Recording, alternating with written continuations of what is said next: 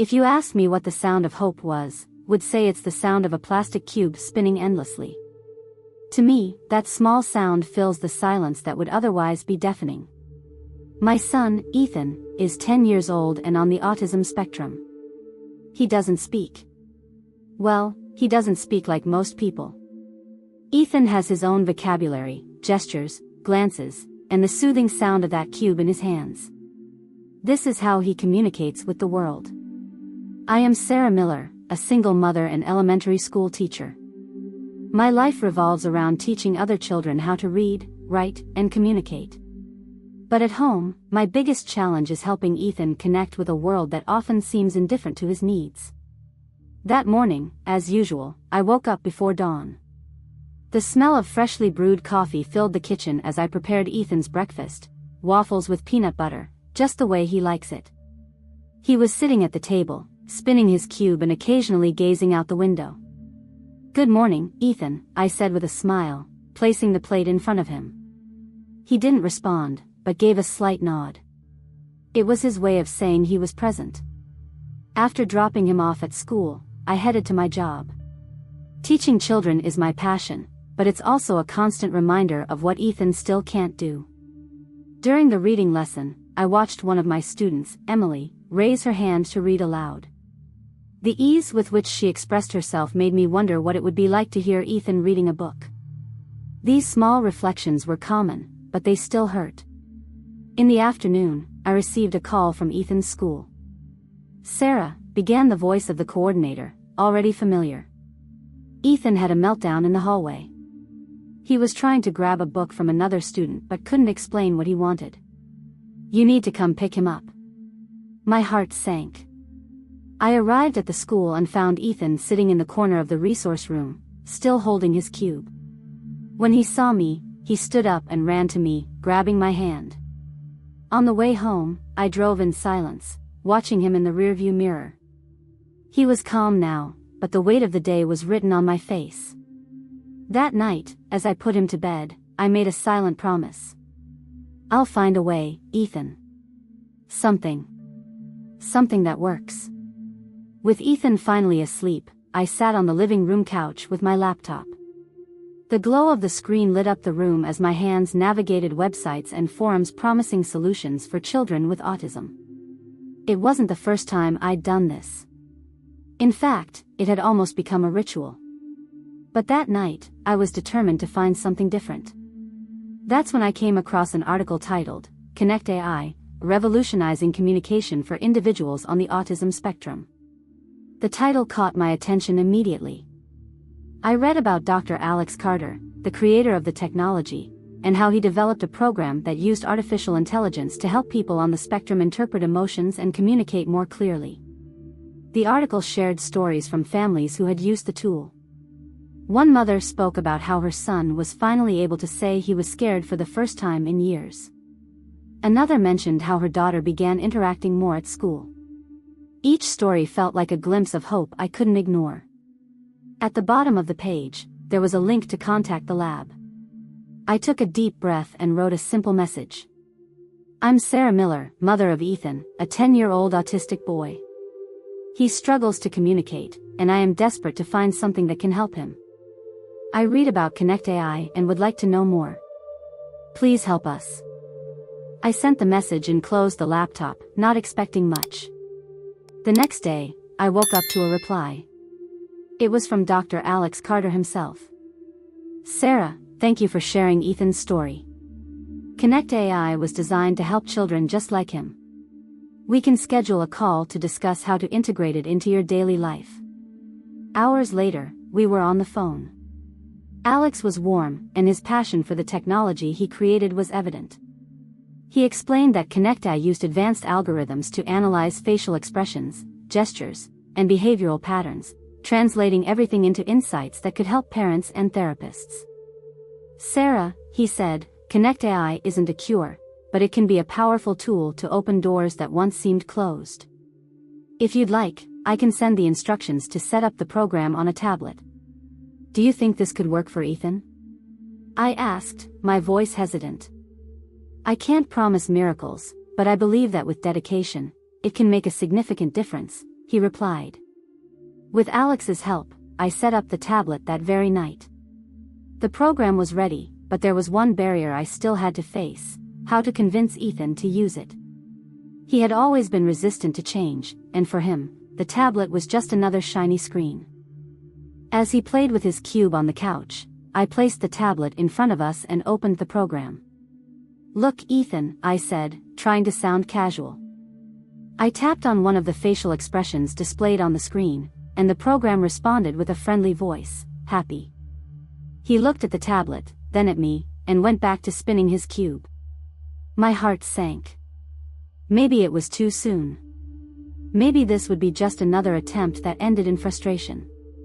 "It's okay, Ethan," I whispered. "We'll try again tomorrow." And so, the journey began, not with a giant leap, but with small, hesitant steps.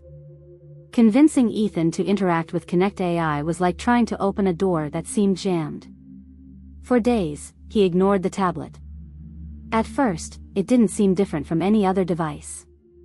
He would tap the screen once or twice before returning to the comfort of his colorful cube. My frustration grew, but I knew I had to be patient. On the fourth night, I sat beside him on the couch and opened the program. This time, I chose a different approach. I began playing with the tablet as if it were incredibly interesting to me. "Look, Ethan," I exclaimed, pointing at the screen. "This person is smiling. She's happy." I tapped on another image and said, "Now, she's surprised. See how wide her eyes are?" He didn't respond, but he gave me a curious look.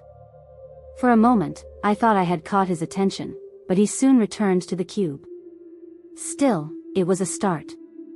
The next day, Rachel, Ethan's therapist, came for our weekly session. I shared the slow progress and my concerns. Rachel was practical and naturally skeptical, but she was also an open-minded professional. "I understand your excitement, Sarah," she said as Ethan lined up blocks on the table. "But you've tried something like this before. Maybe it's just a phase." "This time is different, Rachel," he reacted. Even if for just a second, he looked at me and the tablet. "We can't ignore that." After thinking for a moment, Rachel decided to give it a try. During the session, she used ConnectAI as part of the activities with Ethan. Under her guidance, he touched the screen and explored some facial expressions. It was modest progress, but significant.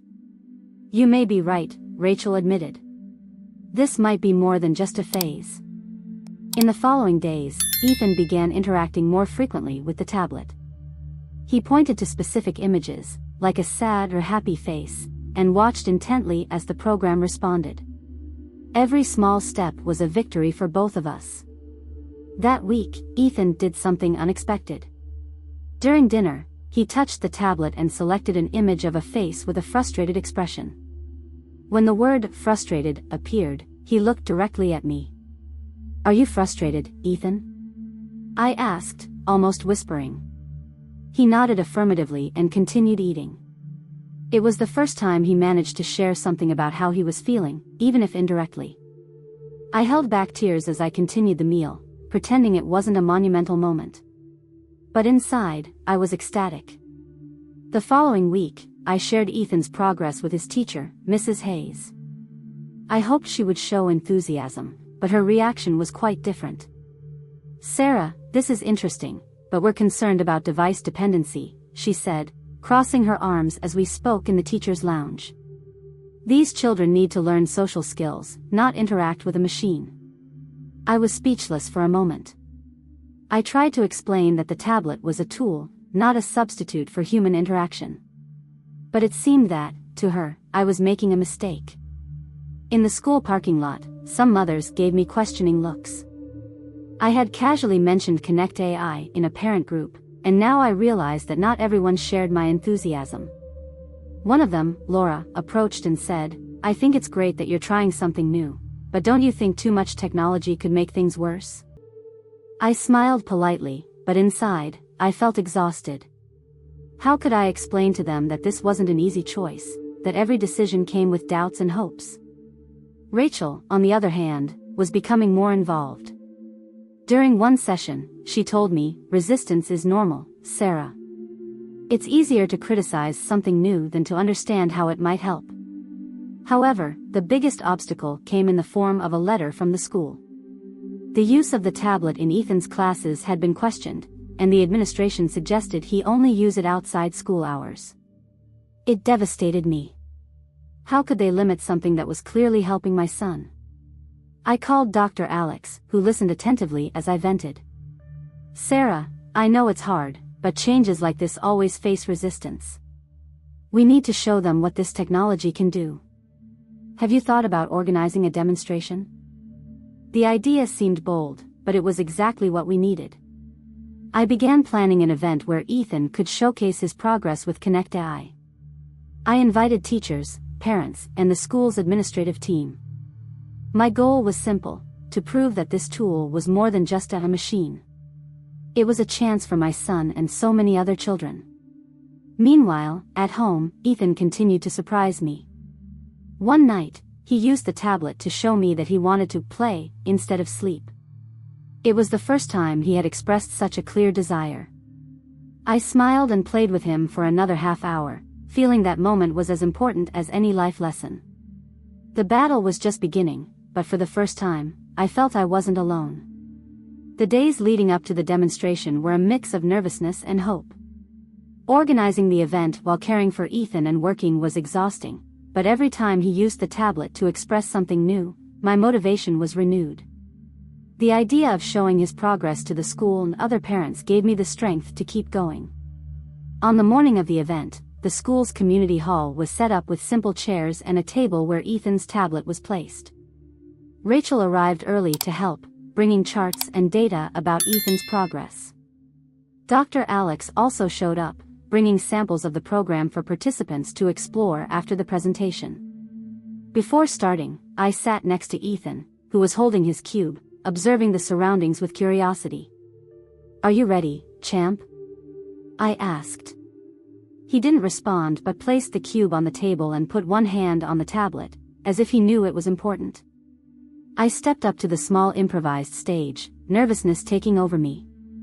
I looked at the small audience, teachers, parents, members of the school administration, all waiting to see what I had to say. "Good afternoon, everyone," I began. "Thank you for being here. Today, I want to share a very personal story, a journey that changed my life and my son Ethan's." I explained how ConnectAI worked, from the algorithms that deciphered emotions to the interactive exercises that helped Ethan understand and express feelings. I spoke about the small victories, like him identifying frustrations or asking for something he wanted. While I spoke, I showed videos of Ethan's progress. The most striking was a recent clip where he used the tablet to identify a sad face and then looked at me as if wanting to confirm he understood what he was seeing. The room fell silent as the video played. "Now, I'd like you to see this live," I announced, calling Ethan to the stage. He approached slowly, carrying his cube and the tablet. With Rachel by my side to support him, I asked him to show how it worked. Ethan touched the icon of a happy expression, and the word appeared on the screen, "happy." He pointed to himself and smiled. A small murmur of admiration swept through the room. But then, the unexpected happened. The tablet froze. Ethan tapped repeatedly on the screen, but it didn't respond. He began to get agitated, shaking his cube more forcefully. My heart raced. Rachel knelt beside him, trying to calm him. "It's okay, Ethan. We're here." As I restarted the device, something extraordinary happened. Ethan looked directly at me and said, in his shy but clear voice, "It's not working." Sad. The entire room fell silent. Tears welled up in my eyes. For the first time, Ethan had used words spontaneously to express how he felt. When the audience erupted into applause, I realized that this moment was bigger than any planned demonstration. My son had connected with the world in a way I never thought possible. The aftermath of the demonstration was immediate. After the event, teachers and parents approached to praise Ethan and ask questions about ConnectAI. Even Mrs. Hayes, who had always been skeptical, seemed impressed. "Sarah," she said as she gathered her things. "I confess I never imagined something like this could help so much. Maybe we should reconsider our position at the school." That was a victory, but the fight was far from over. The school administration was still divided. Despite the positive response, some members remained resistant. The most common argument was that we can't treat Ethan differently, or that the use of technology needed to be evaluated more carefully. I refused to accept that. With Rachel by my side, we scheduled a formal meeting with the principal and Ethan's main teachers. During the meeting, Rachel presented graphs showing his progress since he started using ConnectAI. I brought videos and therapy reports to back up our arguments. "We're just asking for a chance," I argued. "Let Ethan use the tablet for an experimental period. You'll see the difference it can make." After a lengthy discussion, the principal finally relented. "We'll give you a 3-month trial," he said. "But we'll monitor his progress closely. If there are no improvements, we'll go back to the original plan." I left the meeting feeling a mixture of relief and pressure. I knew Ethan was progressing, but now I had to prove it to everyone. Meanwhile, at home, the impact of ConnectAI continued to expand. One evening, while I was doing the dishes, Ethan came into the kitchen and touched my arm. When I turned around, he was holding the tablet. He tapped the play icon and then pointed to the cube in his hand. "Do you want to play with me, Ethan?" I asked, smiling. He nodded and took my hand, leading me to the living room. Sitting on the floor and spinning cubes may seem simple to others, but for me, it was a reminder of how far we had come. Every small gesture was a connection, a step closer to a world where Ethan could be understood and, more importantly, heard. And as I watched my son that night, I knew that this fight wasn't just for him. It was for all the families who needed something more, a tool, a hope, a bridge. The 3-month trial at school began with caution. ConnectAI had officially been introduced into Ethan's classroom, but the wary glances of the teachers and the silent curiosity of the other children created a tense atmosphere. I knew that every interaction he had with the tablet would be analyzed and judged. In the beginning, Ethan seemed nervous in the new environment. Even though he had made progress at home, the classroom was a different place, full of stimuli he usually avoided. But the magic of the tablet was in how it helped him filter and process the chaos. In the first week, Rachel sent me an excited message. "Ethan used the tablet to ask for help today," she wrote. "He recognized that he was confused during an activity and showed the teacher that the frustrated expression." She was impressed. It was a small step, but it showed that the tablet was helping Ethan build confidence. Meanwhile, Dr. Alex continued to refine the program. During a call, he revealed a new feature, the ability to create personalized scenarios to help Ethan practice social interactions. "Imagine him practicing how to greet someone or ask for something politely," Alex explained. "We can adapt it to what he needs the most." The following week, during recess, Ethan had his first spontaneous interaction with another child. He was playing with his cube when a classmate, Emily, approached and asked, "What are you doing?" Ethan looked at her, hesitated for a moment, and then used the tablet to select "happy" and pointed to the cube. Emily smiled and said, "I like that too." Although the conversation was brief, it was the first time Ethan had connected directly with someone at school. But not everything was perfect. Some teachers still resisted the use of the tablet, claiming it distracted from traditional tasks. "We're teaching children to write, to read," one of them said during a follow-up meeting. "We don't want technology to replace those skills." I responded calmly but firmly, "The tablet isn't replacing anything. It's complementing. Ethan has never had the same opportunities as other children. This is just a tool to help him reach those skills." As the trial period progressed, the results began to speak louder than the criticisms. Ethan was participating more in class, communicating his needs, and even interacting with his peers. Even Mrs. Hayes, initially skeptical, admitted, "I see changes in him. I think it's working." Then came the moment that would change everything. During a class presentation, Ethan used the tablet to explain his favorite toy. With the help of the program, he showed images of colored blocks and described how he liked to line them up. For the first time, he was telling his story to the other children. At the end of the presentation, the room erupted in applause. Ethan smiled shyly, holding his cube like a trophy. The 3 months flew by, and the final evaluation of ConnectAI at the school was scheduled. I sat in the meeting room next to Rachel, with Ethan beside us, holding his tablet. In front of us were the principal, Mrs. Hayes, and other teachers.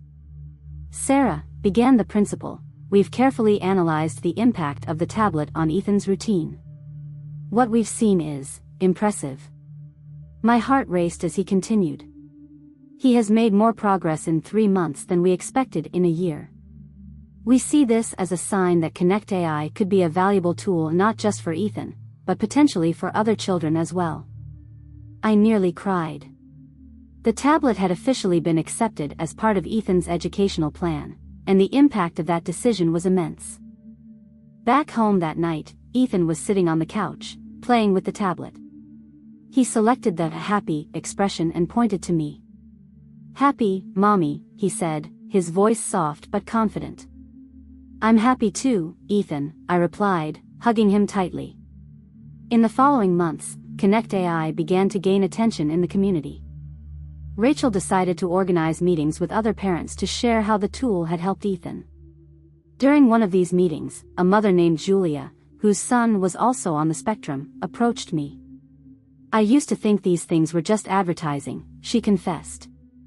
"But seeing Ethan's progress gave me hope." As the news spread, Dr. Alex started receiving requests from other schools interested in ConnectAI. He invited me to join a presentation at an educational event, where I shared our story with a larger audience. My fight wasn't just for Ethan, I told the crowd. It was for all the children who need a bridge to connect with the world. ConnectAI has been that bridge for us. Back in our routine, Ethan continued to grow and surprise me. He started using the tablet to express more complex emotions, like proud and excited, and even practiced social scenarios for visits to new places. One night, as I watched Ethan play with his blocks and the tablet at the same time, I felt a deep sense of gratitude. The journey was just beginning, but now we had the tools, the allies, and, above all, the hope that the future would be brighter for Ethan. Because in the end, it wasn't just about technology. It was about seeing the possibilities.